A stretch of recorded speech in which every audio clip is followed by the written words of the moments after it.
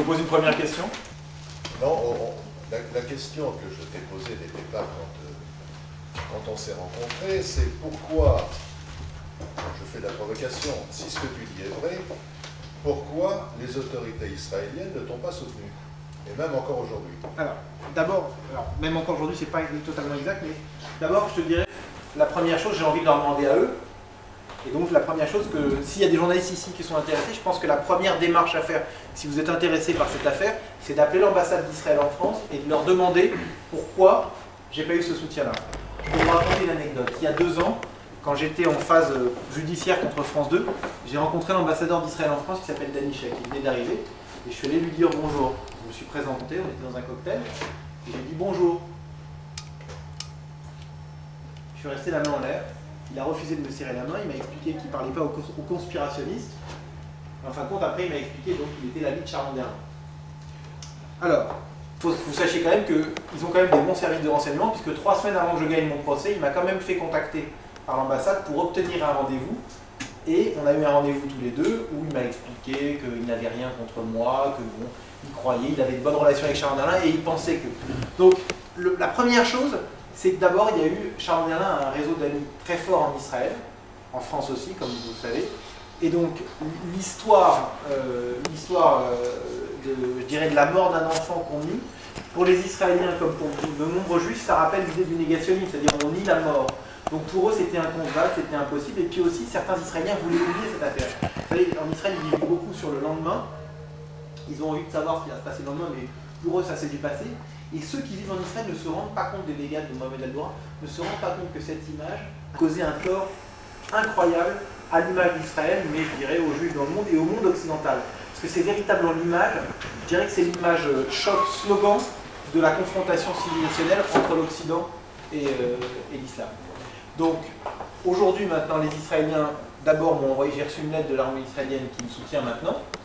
J'ai reçu aussi des déclarations, il y a eu des déclarations de l'ambassade, du porte-parole du ministère des Affaires étrangères israélien qui me soutient, mais très modérément, c'est-à-dire avec toute la diplomatie que peut avoir un diplomate dans le mauvais sens du terme.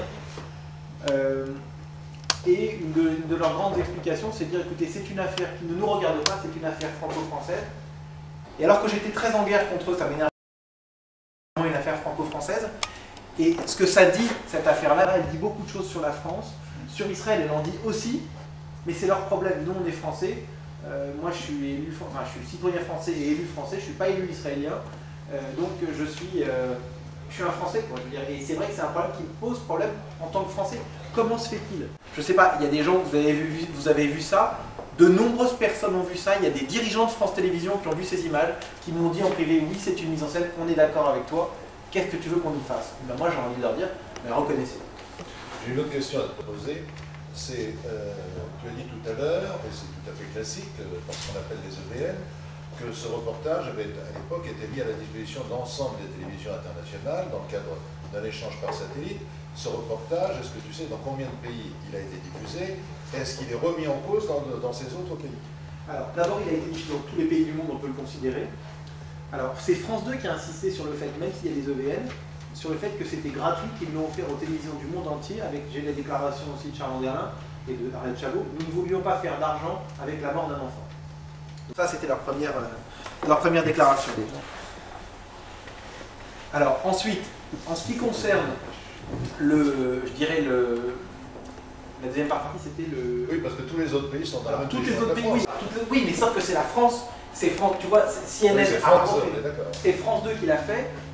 En Allemagne, donc maintenant je pense que c'est communément admis, et parce qu'il y a eu un bel article dans la Frankfurter Allgemeine Zeitung qui a confirmé tout ça, il y a eu d'autres en Allemagne qui confirment le fait. En Israël, ça commence à poindre, mais c'est même pas, je dirais, aussi fort qu'on pourrait l'imaginer, parce qu'il y a encore, c'est du passé, ça ne nous intéresse pas. Et pour eux c'est du passé, mais pour nous c'est du présent, parce que tant que France 2 n'aura pas reconnu, tant que France 2 me fera interdire des conférences de presse, tant que France 2 fera, comme ils ont fait à Pérouse, envoyer un représentant de la chaîne pour dire il est interdit de remettre en cause notre crédibilité, il est interdit de remettre en cause nos reportages, enfin je veux dire, vous imaginez dans quel genre de pays on est, c'est totalitaire comme système. Moi je suis désolé, comme tous ici dans cette salle, vous avez le droit de me poser des questions et de me dire, moi je suis pas d'accord avec ci, je suis pas d'accord avec ça, et je peux aller chercher dans mon ordinateur éventuellement des films pour confirmer, ou vous les envoyez par mail, ou vous répondent. Mais c'est inimaginable. On se retrouve dans une situation où on n'a pas le droit de poser des questions. C'est véritablement une période de l'histoire, enfin c'est un moment qui, des comportements qui me rappellent une période de l'histoire ou une région du monde, par exemple, tout le bloc soviétique, on n'avait pas le droit de poser des questions. Sky Varoun, il n'y a pas de pourquoi, c'est comme ça. On vous l'infirme, on vous le jette au visage. Je pense que c'est très grave. Oui. Jean-Bart, Lecomte, Rosenzweig, qu'est-ce qu'ils sont devenus depuis 2005? Alors, Luc Rosenzweig vient partout où je l'invite, il me soutient à 100%, donc il est ancien rédacteur en chef au Monde, lui maintenant il est retraité. Donc pour lui c'est beaucoup plus facile, il n'a plus d'enjeu, il vit dans sa voie, il dit bah, moi je le dis partout où on me le demandera, je dirais que c'est une mise en scène.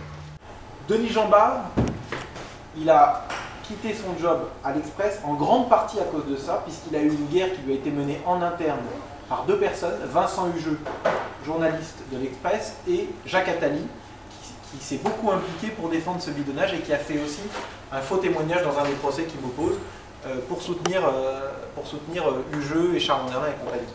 Donc voilà donc pour ces deux-là. Maintenant, Daniel Lecomte, lui, donc il faut savoir que quand Denis Jean-Bart a voulu faire publier le reportage de Luc Rosenzweig dans l'Express, c'est donc Vincent Hugeux et Jacques Attali qui s'y sont opposés, qui lui ont mis une pression d'enfer et qui l'ont vraiment fait capituler. Donc pour lui, ça a été insupportable. Maintenant, Daniel Lecomte, lui, il travaille, ses clients, c'est Arte, France 2, France 3, France 5. Donc, et je respecte ça, mais j'imagine que quand on a une société de production comme on veut vendre ses reportages à France Télévisions, j'imagine que ça doit être extrêmement difficile ensuite de continuer le travail, de dire voilà, France 2 diffuse des faux reportages, et d'aller voir d'un autre côté Carolus et dire en fait, tiens, j'ai un documentaire à te vendre. Donc, je peux imaginer, quand je vois les intimidations que je reçois, quand je vois les intimidations que reçoivent tous les gens qui ont traité le sujet, je vais vous donner une dernière anecdote qui est assez amusante. Jamal Al-Doura, vous voyez qui est Jamal Al-Doura? Est-ce que vous l'imaginez à Gaza en train de lire la presse juive française? Eh bien, sachez que Jamal Al-Doura, je ne vous dirai pas qui, quoi, comment, mais a déposé une plainte en diffamation contre quelqu'un en France parce que dans un article, on sous-entendait que ce reportage était une mise en scène. Donc tout ça, c'est encore de la manipulation de Charles Anderlin qui veut faire des guerres de tous les côtés. Enfin, rendez-vous compte, quoi. Rendez-vous compte de l'état où on en est. Oui. Moi, j'attendrais que le comité d'experts qui a été décidé entre France 2 et le CRIP, pourquoi il tarde? Ça fait presque Vous pouvez attendre ce que vous voulez, il ne sera jamais mis en place. Le deal était en gros. Carolis était persuadée. Cette histoire est une chaîne d'irresponsabilité. C'est-à-dire, on a Talal Abou Rahma qui dit à Charles Anderlin j'ai de la dynamite, j'ai les images, et qui lui raconte son histoire. Charles Anderlin diffuse. Ensuite, Charles Anderlin dit au directeur de l'info de l'époque, Pierre-Henri Anstam, t'en fais pas, j'ai les images des balles qui atteignent le père et l'enfant, toutes ces choses-là. Ensuite, Pierre-Henri Anstam transfère le dossier à Mazerolle. Mazerolle, il fait confiance aussi. Ensuite, Chabot fait confiance. Tout le monde fait confiance. Chabot fait confiance. Patrice Duhamel fait confiance. Patrick Lecœur, tout le monde fait confiance. Donc, Carolis, quand il lance la commission d'enquête, il y a Chabot qui dit t'en fais pas, j'ai l'affaire en main. Sauf que ensuite, il a des gens qui sont venus le voir qui ont dit attends, j'ai vu les documents qu'ils ont en face, c'est pas si simple que ça. Donc, cette commission qui devait être lancée à partir du 15 septembre, on est aujourd'hui le 7 avril, donc on y est plus de 6 mois après, c'est toujours pas, elle ne s'est même pas réunie, elle n'a même pas été mise en place. Pourquoi? Parce que le jeu pour France 2 c'était de dire on va lancer une commission d'enquête en se disant bon, on ne peut pas conclure, mais quand ils ont vu qu'on pouvait arriver à des conclusions, et sachez que je ne vous ai montré véritablement que 30 à 40% des documents dont on dispose, mais comme on n'allait pas faire jusqu'à ce soir, je n'ai pas tout rapporté.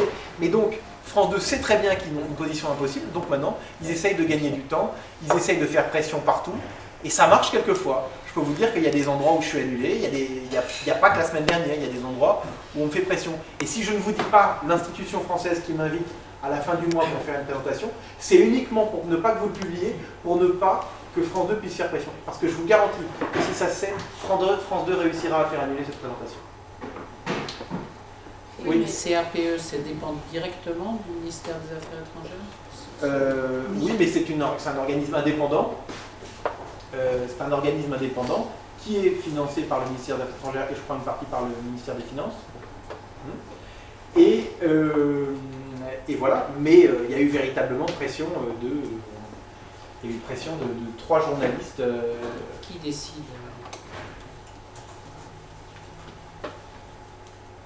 qui décide, le patron du CAP, qui est un fonctionnaire du Quai d'Orsay, et qui s'appelle M. Gautra, je crois, et qui est un ancien ambassadeur de France, je ne sais plus dans quel pays, et qui a pris la décision. Il me semble qu'il a pris une décision hâtive. Alors, ça peut être en raison de la pression des proches journalistes, ça peut être aussi, et ça on ne le sait peut-être pas, et même les gens qui sont proches autour de lui ne le savent peut-être pas, ça peut être véritablement en raison de raison du Quai d'Orsay, de gens du Quai d'Orsay. On me dit que certaines personnes du Quai d'Orsay ont dit, nous on est plutôt du côté d'Anderlin dans cette affaire, pas du côté de Carsanti, mais vous pouvez recevoir Carsanti. Maintenant, est-ce que derrière, après y avoir bien pensé, après que les réseaux que Charles Anderlin et Carlette Chabot ont mis en place soient intervenus, peut-être que ça a fait... Je n'en sais rien. Encore une fois, je ne sais pas si vous avez constaté dans cette présentation, je n'ai essayé d'apporter des réponses qu'aux questions auxquelles je pouvais avoir des réponses. Et si vous avez envie d'avoir un peu plus d'informations là-dessus, je pense qu'il faut poser les questions directement aux gens qui ont pris les décisions. Oui. Dans le parcours judiciaire de l'affaire, il y a une première condamnation en première instance. Après l'appel, vous a donné raison. Et maintenant, le prochain rendez-vous, c'est quoi? C'est la Cour de cassation et quand? Alors, le prochain rendez-vous, c'est la Cour de cassation. Mais encore une fois, la Cour de cassation ne va pas se prononcer sur est-ce que le reportage est authentique ou non. La Cour de cassation va se prononcer sur la partie technique de mon article que j'avais publié en novembre 2004, qui accusait France 2 d'avoir diffusé une mise en scène. Donc c'est même plus une dérivée seconde, c'est une dérivée troisième ou quatrième, puisque c'est d'abord la partie technique du jugement, enfin de l'arrêt de la Cour d'appel, et même mon article, le fait que je gagne mon procès en appel, France 2 n'a même pas reconnu la faute. Vous savez, quand j'ai perdu le procès, à 20h, ils ont dit c'est bien la preuve que notre reportage était authentique, et quand j'ai gagné le procès, ils ont dit ça ne prouve absolument rien.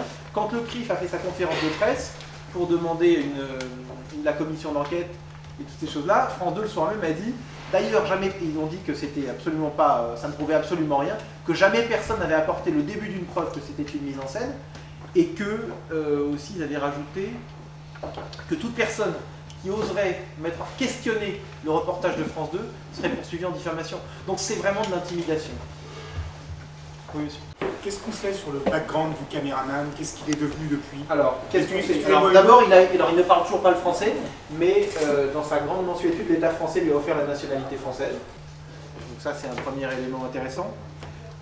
Dans la pétition qui a signé parmi les gens qui ont signé la pétition, il y a Hubert Védrine, qui à l'époque était ministre des Affaires étrangères. On sait qu'il était membre du Fatah et de l'organisation des journalistes du Fatah. Et on sait aussi qu'il a déclaré à un journal marocain qui s'appelle Le Matin, il a déclaré « J'ai choisi le journalisme pour servir la cause palestinienne ». Donc on sait que c'est quelqu'un qui a un engagement militant, mais je vais être un peu dur. À la limite, lui il fait son boulot, il a choisi la cause palestinienne, il a choisi de faire journaliste pour ça. Ce qui est beaucoup plus grave, c'est le manque d'esprit critique des médias français qui avalent ce genre de faux reportages et qui ne veulent même pas revenir devant. Il a choisi un camp, il a choisi de faire de la fausse information. La vraie responsabilité, pour moi, elle réside dans l'irresponsabilité des médias français. Je n'ai pas bien compris un point. Est-ce qu'il y a des rushs que France 2 détient encore et qu'ils n'ont pas montré? Alors, on ne sait pas. On ne sait pas. Est-ce que France 2... Alors, normalement oui, puisqu'ils ont montré 27 minutes à Jean Bart et Lecomte et à Rosenzweig. Et nous, on n'en a eu que 18. D'après ce qu'on sait de ce que nous en a dit surtout Jean Bart et Rosenzweig, parce que Lecomte... Vous savez que Jean Bart a quitté l'Express, maintenant il est au Seuil. Et ils m'ont dit que c'était des scènes qui étaient encore plus grotesques et encore plus ridicules que celles qu'on voit là. Parce que dans les rushs, il y a 18 minutes de rush.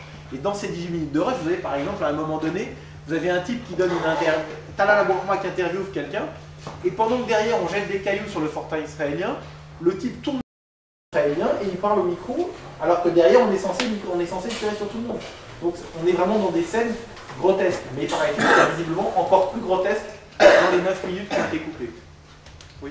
Est-ce que vous avez prêté serment devant la cour d'appel de Anderlin? Non.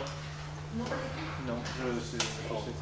Non, parce que ce qu'on sait, c'est que le caméraman palestinien n'a plus sa carte de presse c'était livrée par les autorités israéliennes depuis fin 2001. Elle ne lui a pas été... Justement parce qu'il a été convaincu d'avoir mis en scène... Alors, c'est un truc important parce que il y a quand même le directeur du bureau de presse gouvernemental, Dani Siman, qui, à la fin 2002, a déclaré dans Libération que c'était complètement bidon, que Talal Abou Rahma faisait des faux reportages et que ce reportage était totalement bidon. Il a reçu une lettre de menace de France 2. Toujours la même chose. Attention, si vous ne retirez pas vos accusations, nous attaquons en diffamation. Et la lettre signée par le bureau du Premier ministre, que cette entité dépend du bureau du Premier ministre, disait: nous sommes une société libre, une démocratie, vous avez le droit de faire ce que vous voulez, vous avez le droit de nous attaquer, la justice israélienne nous est ouverte, attaquez-nous, et on se défendra. Donc ce que je veux dire, c'est que c'est toujours les mêmes principes, toujours de la capacité de dissuasion, parce que c'est vrai que France 2 fait peur à tout le monde, parce qu'ils sont puissants, ils ont tous les réseaux, et ils ont beaucoup d'argent, mais ils n'ont rien. Rendez-vous compte qu'en 8 ans d'affaires, ils n'ont jamais rien apporté, un élément pour confirmer leurs accusations. Et je dirais pire, il y a un truc qui est tout simple, le père, il est censé avoir 12 balles dans le corps et 12 cicatrices de balles, alors que nous on dit que ce sont 12 cicatrices de scalpel. Amenez-le, faites-le venir à n'importe quel hôpital avec des experts médicaux, ils regarderont si ces cicatrices sont vraies. Non, ils sont incapables de le faire parce qu'ils savent très bien que ça s'effondre. Quand le correspondant de France 2 à Rome est venu au panel, il est arrivé, il a fait sa déclaration en disant voilà, qu'on n'a pas le droit d'en mettre en cause, il n'a pas voulu rester dans la salle, parce que France 2 lui a interdit de rester dans la salle, en prétendant que cela était impossible en raison de la Cour de cassation. Ce qui est rigoureusement faux, c'est qu'il ne voulait pas ce que ne voulait pas France 2, parce que ce type-là, c'est ce qu'on appelle des idiots utiles. Je veux dire, il arrive, il fait sa déclaration qu'on lui dit de faire, et il s'en va. Mais ce que ne voulait pas France 2, c'est qu'il y ait quelqu'un en interne qui ait accès à l'information. Or, je peux vous dire qu'un des 5 plus hauts dirigeants de France Télévisions est venu chez moi à la maison. Il a vu cette présentation, même en plus long, et il m'a dit c'est implacable, ton truc est implacable, c'est une mise en scène, il n'y a rien à dire. Il est allé voir Carolis, il lui a dit j'ai vu, Carolis a dit m'intéresse pas. Justement, est-ce que l'un des... Pardon, je vais peut-être couper la parole à la caméra. Est-ce que l'une des façons de mener ton combat serait pas, puisque tu es très clair dans ton exposé, tout ce que tu dis est absolument incontestable, il n'y a pas de zone de flou, pourquoi tu ne fais pas un DVD de 50 minutes ou d'1 heure, tu n'envoies pas à tous les confrères qui n'ont pas pu venir à tes conférences? Ça, c'est la première question. Et la deuxième question, dans tes rêves les plus fous, ça aboutit à quoi si tu gagnes? Gagner pour toi, c'est quoi? Alors, je réponds à gagner, ce que c'est. Gagner, c'est 20h, la musique du France 2. C'est ou Patrick de Carolis ou que j'adresse pour Alain Chabot qui affirme, voilà, nous avons diffusé il y a 8 ans un reportage mensonger. Nous avons été trompés, alors ils peuvent trouver ce qu'ils veulent, nous avons été trompés par un caméraman qui ne travaille avec nous, enfin, ils font ce qu'ils veulent. Et nous présentons nos excuses aux téléspectateurs, voilà, c'est un faux reportage. Voilà ce que j'appelle gagner, et voilà ce qui fera que je me calmerai. Le mal est fait de toute façon. Le mal est fait. Attends, je répondrai sur le mal est fait. La deuxième partie des questions. Pourquoi tu ne fais pas un DVD avec alors le DVD, d'abord, il y a mieux que ça. Parce qu'il faut comprendre une chose, c'est que pendant des années j'ai été diabolisé. C'est-à-dire que partout on a expliqué que j'étais un fasciste, un membre du Mossad, enfin bon, toutes les saloperies possibles et imaginables. Donc j'avais un problème de crédibilité. Regardez qui êtes-vous dans cette salle. Regardez toute la presse française, entre guillemets la grande. Tout le monde a été invité, j'en ai pas vu énormément. Tous les médias, je les ai tous eus. Je les ai pas vus énormément. Donc, il faut comprendre que même si je leur envoie, ils ne le regarderont pas.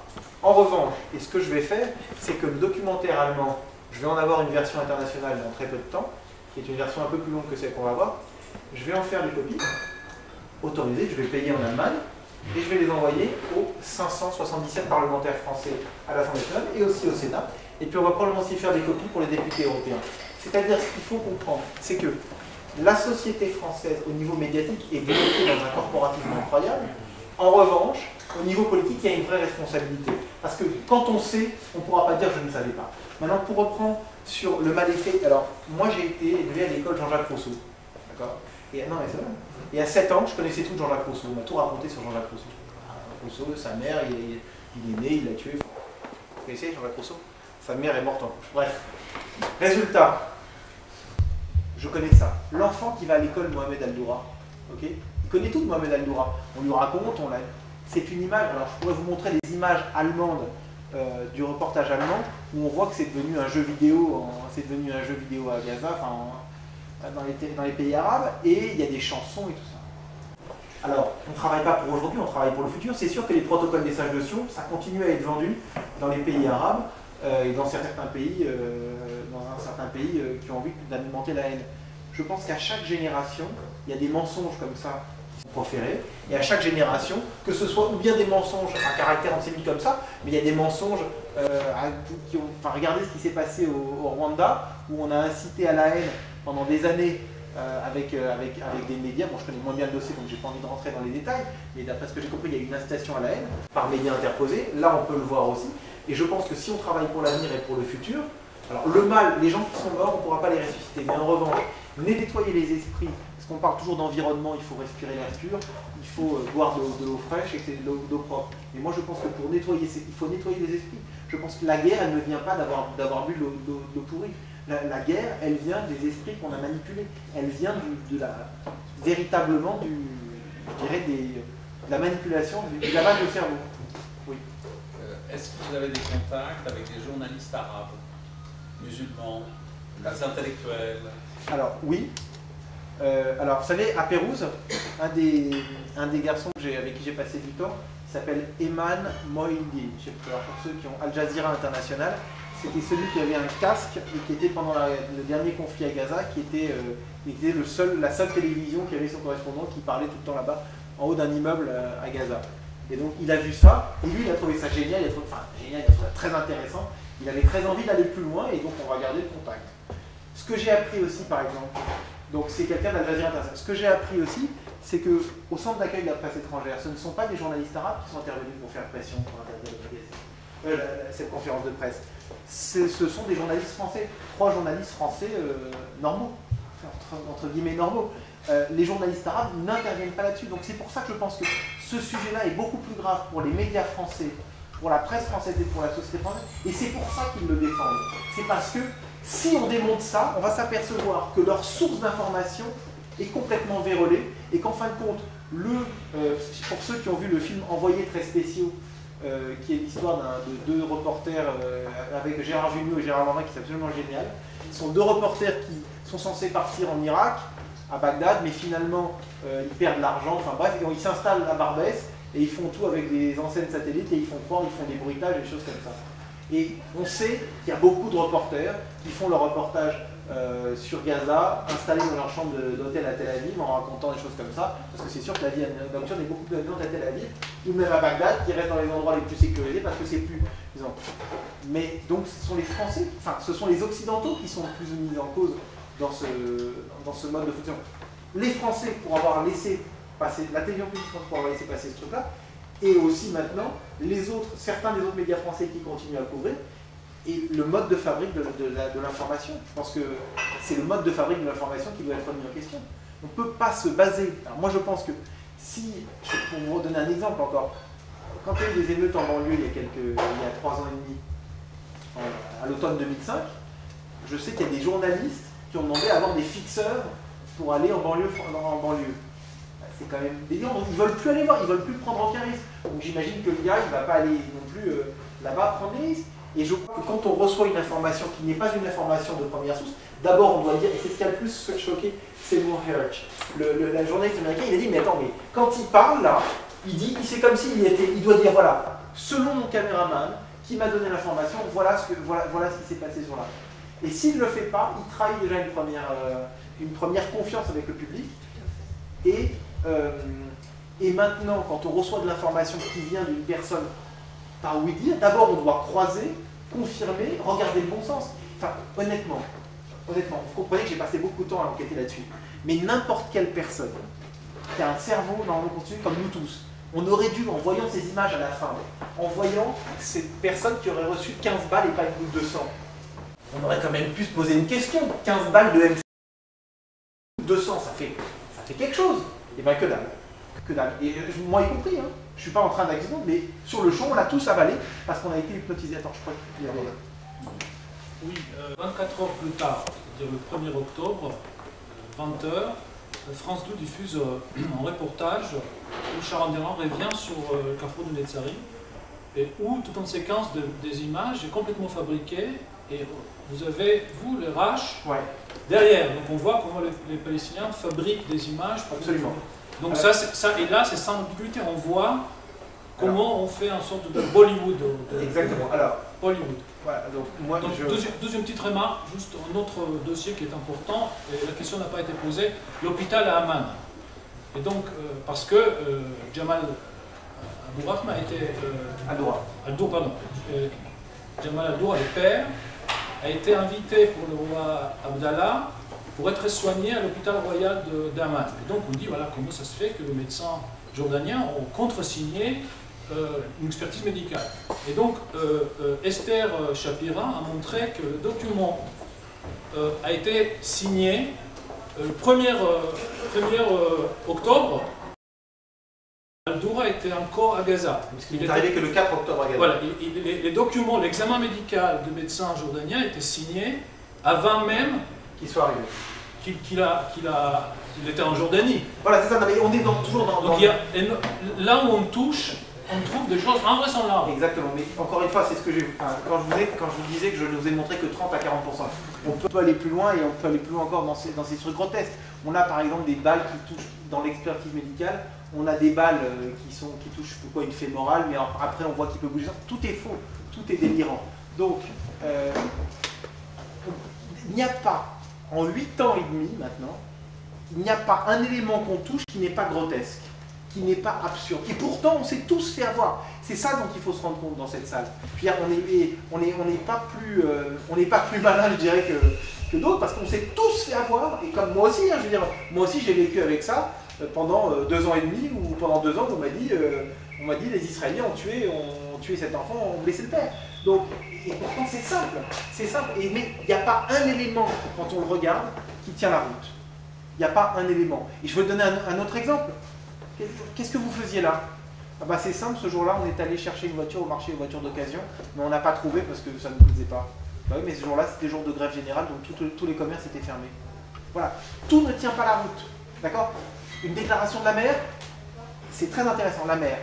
J'étais à la télévision, je préparais à manger pour mon fils et mon mari, parce que je pensais qu'il fallait qu'ils mangent un bon repas. Et puis j'ai regardé la télévision, et qu'est-ce que je vois? Je vois les images d'Intifada, et à 5 h de l'après-midi, comme ça, je vois mon fils, je reconnais mon fils à la télévision. Pas de chance. Ça a été diffusé le soir à 20 h à Paris, il y avait une heure de décalage, 21 h. Vous voyez ce que je veux dire? Donc tout ce qu'on creuse est absurde. Tout ce qu'on creuse est absurde. Et c'est pour ça qu'on peut aller où on veut, quoi. Je veux dire, il n'y a rien. Je voulais vous demander si vous étiez en relation sur cette affaire avec l'armée israélienne, ou si vous estimiez que être en relation avec l'armée israélienne pouvait vous être préjudiciable. Je précise ma pensée. Le fait, semble-t-il, que Mohamed Al-Doura ait été tué par une rafale est contraire aux règles d'engagement de l'armée israélienne dans une situation de dispersion de manifestations ou même de situation de guérilla urbaine. Les seules armes habilitées au sein de l'armée israélienne pour tirer en rafale sont des mitrailleuses lourdes et non pas des M16 qui ne sont pas adaptées pour de tels tirs. Or, les impacts prouvent qu'il s'agit d'impacts d'armes légères, et s'il s'agissait d'armes lourdes, l'état des corps de Mohamed Al-Doura et de son père serait dans un tout autre état. Donc alors, est-ce que je suis en contact? contact? C'est important de le souligner dans votre argumentaire. Ok, alors j'ai été en contact avec l'armée israélienne qui m'a envoyé une lettre, et a envoyé une lettre à France 2 qui me soutient maintenant. Ça date d'il y a 2 ans. Mais c'est vrai que dans le premier jugement, qui a été rendu par le premier cour, il disait le fait que l'armée israélienne n'ait jamais soutenu Philippe Carpentier est la preuve qu'il a tort. Ça, c'était leur argument. Maintenant, l'armée israélienne me soutient de façon modérée, parce qu'ils ont écrit une lettre polie, avec sur en tête, etc., de porte-parole de l'armée israélienne. Ils ne sont pas allés partout hurler. Les Israéliens considèrent que c'est une affaire franco-française qui doit être gérée en France. J'ai parfois tendance à les croire, mais c'est vrai que j'aimerais bien aussi, vous savez, c'est comme, je sais pas, mon père il m'a appris à marcher, mais j'aurais bien aimé qu'il m'aide à marcher un peu plus loin, mais c'est vrai qu'il faut que j'apprenne à marcher tout seul. Voilà. Oui. Peut-être, moi j'ai commencé à regarder un peu tout ce qu'il y a sur Internet sur cette affaire, et à une conférence précédente, vous aviez mentionné la bande son. Oui, alors, c'est important au niveau des bruitages. Oui, autrement dit, comment on modifie la perception. Voilà. Alors, ce qui est très intéressant, c'est que les images, quand on voyait des balles d'un enfant qui lève le coude, on entend des bruits d'armes automatiques, qui correspondent en effet pas aux règles d'engagement qui sont des tirs au coup par coup. Mais ce qu'il faut comprendre, c'est que dans vos cerveaux, comme dans le mien, comme tout le monde, quand on entend des bruits d'armes automatiques et qu'on voit de la poussière, on croit voir des balles. C'est extrêmement fort, ça marche très bien dans le cerveau. Et il y a plein, et ce que je vous disais aussi à un moment quand on passe des images au ralenti, ils laissent des bruits de balles, alors que quand on passe des images au ralenti, il n'y a plus de son normalement. Et eux, France 2, pour les images à la cour d'appel. Donc c'est vraiment manipulation de la justice, ils ont laissé du son. Donc c'est vraiment un de leurs grands trucs, c'est la manipulation avec le son. C'est répondu par réponse? Oui, c'est ce que vous avez dit, Oui. Oui, j'agrée absolument ce magnifique démontage d'une mise en scène qui est évidemment manifeste. Je veux dire une petite chose, parce que j'aurais un point de vue un peu singulier sur tout cela, parce que je suis non seulement écrivain, mais je suis aussi pasteur. Alors j'entre déjà dans une observation un peu plus verticale de tout ce mensonge éhonté qui est flagrant. Et pourtant nous sommes aveuglés. Il y a comme une puissance d'envoûtement au mensonge, ou un amour du mensonge tel, particulièrement en France, ce que je constate, qu'on ne voit pas. Et il est tout à fait honnête et sincère. Lui-même, pendant un temps, il a été grugé comme la plupart d'entre nous. Or, la persistance à cet aveuglement, à cet envoûtement, faut que nous en sommes nous-mêmes victimes. Et si il me semble qu'il y aurait une solution à tout ce carnage fait par le mensonge, ce serait d'aller encore plus haut, de l'élever au niveau d'un mensonge d'État, pas simplement de malveillance ou de non-professionnalisme ou de défaut de déontologie et de toutes sortes de choses comme ça, mais voir la chose de plus haut encore. Parce qu'il y a le mensonge et il y a la lumière de la vérité. Et cette lumière de la vérité, à travers les TV, à travers les conférences et tout cela, elle devra briller toujours plus fort et aller toujours plus haut. Je m'excuse de parler par allégorie, mais je vous assure que je le ressens parce que j'ai vécu quelque chose d'aussi terrifiant. En 82, je revenais de Beyrouth en qualité de journaliste à ce moment-là, et lorsque j'ai fait mon rapport aux affaires étrangères à Jérusalem, il y avait toutes les télévisions internationales, et que j'ai raconté tout ce que j'ai observé, tous les Libanais que j'ai interviewés, etc., et qu'on m'a dit des choses ahurissantes, et que j'ai voulu les rapporter en France, l'ambassadeur de France lui-même s'est précipité devant toutes les caméras pour me fermer la bouche et me dire à l'oreille, ça, ce n'est pas la vérité que les Français doivent entendre. Et ça, je vous avoue que ça m'avait scié à l'époque. Je me suis dit, mais à quel point nous sommes victimes et empoisonnés par... Il faut comprendre la livre enfin cette vérité, puisque elle a manifestement été falsifiée. Mais il me semble que ce n'est pas seulement une affaire franco-française, du fait même de l'utilisation qui en est faite et que vous nous avez signalé, pas plus une affaire franco-française à ce moment-là que les protocoles des Saintes de Sion, avec des effets d'utilisation qui sont assez proches. Alors, d'accord. Alors, il n'y a pas que la France, il y a aussi l'Europe, et puis il y en a d'autres, y compris même, et pourquoi pas, certains pays arabes. Oui, alors là, c'est peut-être un wishful thinking. Alors, je ne suis pas d'accord avec ça, parce que c'est vraiment, les autres pays ont diffusé le reportage, et l'Allemagne a fait son travail en le démontant, mais le vrai travail aurait dû être fait par France 2. Et quand j'ai parlé avec Esther Shapira du documentaire, son documentaire, elle m'a dit, moi, ce qui m'a mis la puce à l'oreille qu'il y avait un problème, c'est que me disant, moi, je suis journaliste. Elle a eu plein de prix, elle a même reçu des prix en Iran, donc c'est vraiment une journaliste qui a vraiment une très très bonne réputation. Et elle me disait, moi, si j'avais des images comme ça, c'est moi qui aurais fait le documentaire autour. Si j'avais été France 2, on avait une si belle histoire comme ça, un si beau truc, comme on n'a pas voulu faire d'argent avec la mort d'enfants, mais en revanche, on aurait fait toute l'histoire autour. Donc, voilà, mais je crois que ça reste quand même une affaire franco-française ou un peu israélienne, mais c'est français. Les blocages, le fait que dans cette salle, il n'y ait pas Le Figaro, Le Monde et Libération, ni France, ni TF1, tous ces gens-là, c'est français. Mais je voudrais quand même savoir que vous sachiez quand même qui est la personne qui a posé la question. c'est un psychanalyste qui s'appelle Marc Narp, et qui a publié un article dans Libération 3 jours après les faits, et qui, 3 jours après les faits, et qui remettait en cause toute la version du reportage de France 2, de façon incroyable, avec une analyse vraiment, et c'est comme ça qu'on s'est connus. Quand je suis tombé ça dans les archives de Libé, je suis tombé de l'armoire, tellement c'était impressionnant de voir que 3 jours après, il y avait un monsieur qui avait compris, grâce, je dirais, son intelligence, ce que moi en tout cas j'avais pas vu tout de suite et ce que beaucoup de gens n'ont pas vu. Oui. Justement, pour rebondir, si Libé avait publié ce témoignage 3 jours après, pourquoi par la suite faire le même? Alors c'était un courrier des lecteurs, ça a été publié, ça n'a pas été plus loin, ça a été publié, mais bon, ensuite c'était une interprétation parmi tant d'autres. Est-ce qu'il y a des relations aujourd'hui avec Libération ou... Oui, Laurent Geoffrin affirme partout que je suis un média parano. Parce qu'il a écrit un livre sur la média parano.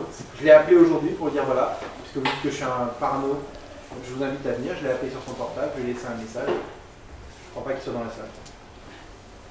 En France, la situation semble un peu bloquée, mais quelle est la situation dans les médias américains? Écoutez, dans les médias américains, ça avance un petit peu. Dans la salle, on a quelqu'un qui vient de partir qui était de Fox News. Mais j'ai eu une expérience avec une chaîne américaine, je ne vais pas la citer parce que ça ne sert à rien de nommer, mais une fois j'ai fait une présentation comme ça à New York, dans un grand canal américain. Les types étaient super excités, c'est génial, on va exploser les Français et tout. Et après ils se sont retournés en fait, ils se sont dit mais attends, tu ne trouves pas que les images de leur fixeur ressemblent à nos images à nous? Là tu as dit ouais, on oublie l'affaire. Et donc, il y a eu des articles dans le Wall Street Journal. Il y a de très beaux articles dans le Wall Street Journal, mais si je peux me permettre d'être un peu moins optimiste, c'est dans le Wall Street Journal Europe, et pas dans ce qu'on a regardé, ça n'a pas été repris dans le Wall Street Journal mondial. Enfin, pas d'état. Oui. Est-ce qu'on pourrait imaginer que l'affaire soit jugée, non pas comme elle est jugée actuellement en ce qui vous concerne, mais le fond de l'affaire, sur le plan national ou international, qu'il y ait le cours c'est ce qu'on a essayé. Non, mais juger, il aurait fallu que l'État d'Israël prenne ses dispositions. L'État d'Israël ne veut pas attaquer France 2 sur ce dossier-là. L'État d'Israël ne veut pas, pour des raisons diplomatiques et tout un tas de choses, attaquer un média, c'est leur droit. Maintenant, je ne sais pas ce que va faire la nouvelle administration israélienne. J'avais rencontré Tzipi Livni avec qui j'en avais parlé, qui m'avait fait tomber de l'armoire par ses réactions aussi pas très futées sur le sujet. Bon, je veux dire, peut-être que les choses vont changer en Israël. Peut-être, il faut savoir aussi que avec le nouveau gouvernement, peut-être. Voilà. Bien sûr. Il faut savoir qu'en France, moi j'avais, pour ceux qui ne le savent pas, moi je suis maire adjoint de Neuilly, et donc j'avais des relations privilégiées avec Nicolas Sarkozy avant qu'il devienne président de la République. Maintenant je n'en ai plus. Mais dans son entourage, à l'époque, je lui en avais parlé en 2005 la dernière fois. Il m'a dit ouais, c'est ton truc est vraiment intéressant et tout. Mais dans son entourage, il y a des gens comme par exemple Jacques Attali qui ont causé un tort énorme en mentant, en couvrant et en faisant des faux témoignages pour défendre leur ami Charles Anderlin. Donc c'est vrai que c'est difficile, mais je ne désespère pas. Et je vous promets, parce que souvent on me dit comment ça fait que vous tenez pendant 7 ans sur ce dossier-là, comment on tient? On tient en disant que chaque soir à 20h, on ouvrira le journal et en disant qu'on a présenté un faux documentaire. Je ne désespère pas qu'un jour, il y a un déclic qui va se passer. Je voudrais ajouter quelque chose. Justement, vous avez dit tout à l'heure que dans vos rêves les plus fous, ça serait d'entendre Patrick de Carolis ou Arlette Chabot dire qu'ils avaient menti. Il y a peu de temps, France 2 a montré des images comme étant de conflit à Gaza, alors qu'en fait c'est des images qui, si je me souviens bien, avaient été tournées en 2005. Ils ont fait le lendemain un rectificatif en disant on s'est trompé, excusez-nous, ça ne date pas de janvier 2009, mais de 2005. Mais personne n'a dit que les images qu'on avait vues et qui montraient, je crois, des Palestiniens tués, etc., ça n'était pas à cause de l'armée israélienne, mais à cause d'une explosion de camions, etc. C'était ça. Donc même là, ils n'ont. Alors, en effet, les deux choses. Un, ce qu'on m'a dit, la personne proche, vraiment des 5 plus hautes circonstances, m'a dit, ça, m'a dit, je te garantis que ça, c'est en raison de ce que tu as fait sur Al-Doura, qui sont tout de suite excusés en disant, on ne veut pas de nouvelle histoire Al-Doura, ça c'est le premier point. Le deuxième point, ils ont été blâmés, ils ont reçu un blâme du CSA sur cette affaire-là, mais ils ont, c'est vrai, menti le lendemain. Donc, mais... C'est la vérité, rien que la vérité, mais pas toute la vérité. Absolument. Qui aboutit à un mensonge. Oui, mais bon, je veux dire, bon, on est dans cette situation-là, c'est difficile. C'est difficile, c'est un combat difficile, la vérité. Vous savez ce que disait le pasteur Célier, c'est difficile. La vérité n'intéresse pas grand. Vous savez, j'étais à Pérouse, au Festival international de journalisme. Un des journalistes italiens du Il Sole 24 Ore, qui est les échos, l'équivalent des échos italiens. Le type vient à mon panel, parle et dit de toute façon, moi je m'en fous complètement des faits. Moi ce qui m'intéresse, c'est que je suis là par solidarité avec Charles Anderlin. Les faits ne m'intéressent pas. Bon, je veux dire, dans quel monde on vit? Dans quel monde on vit? On a quelqu'un, un journaliste qui est censé reporter sur le Proche-Orient et qui dit que les faits ne l'intéressent pas. On prend les 3 dernières questions et on faut rendre le restaurant. Oui, est-ce que ce ne serait pas l'occasion d'élargir le travail que tu fais, très très bien, et d'essayer d'établir des règles de travail pour les journalistes, justement. Et là, alors là, il y a Bertrand Pécry qui s'en va, qui aurait pu répondre à cette question, parce que moi, je ne peux pas répondre. Bertrand Pécry, c'est le directeur général de l'Association mondiale des journaux.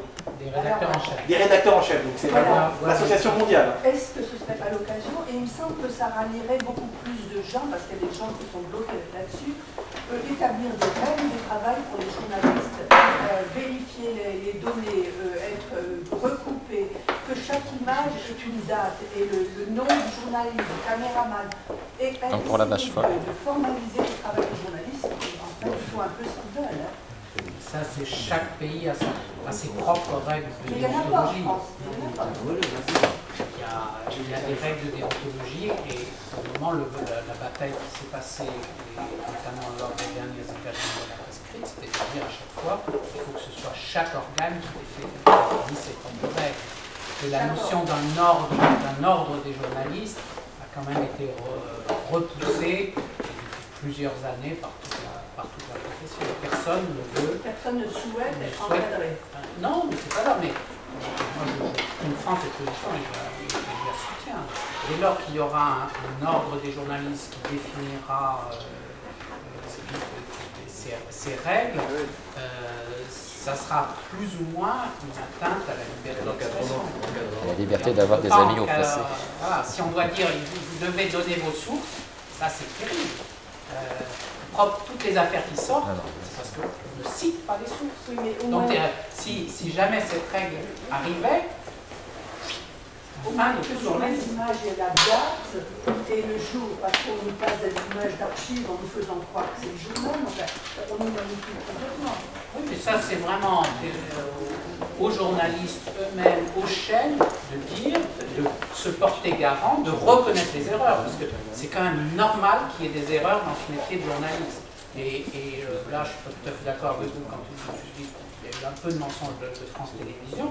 Quand le lendemain, ils ont reconnu leur erreur, eh bien oui, franchement, c'est humain de faire des erreurs. On a toujours l'impression qu'il y a une sorte de complot. Non, mais de les reconnaître, c'est normal. Oui, c'est ça. Donc il y a des erreurs factuelles, elles doivent être reconnues.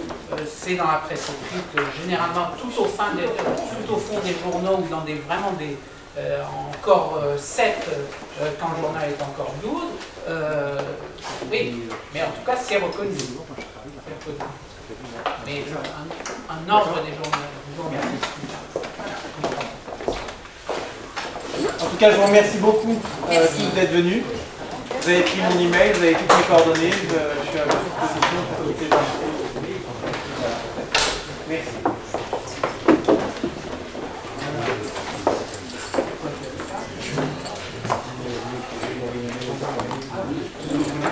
Si vous avez besoin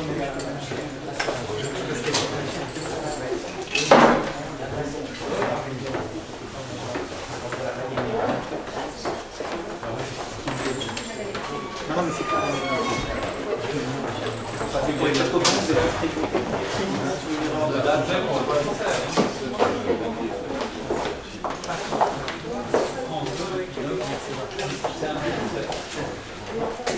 pas un prix Pulitzer? Merci là. Qui veut gagner un Pulitzer? C'est un sujet quoi.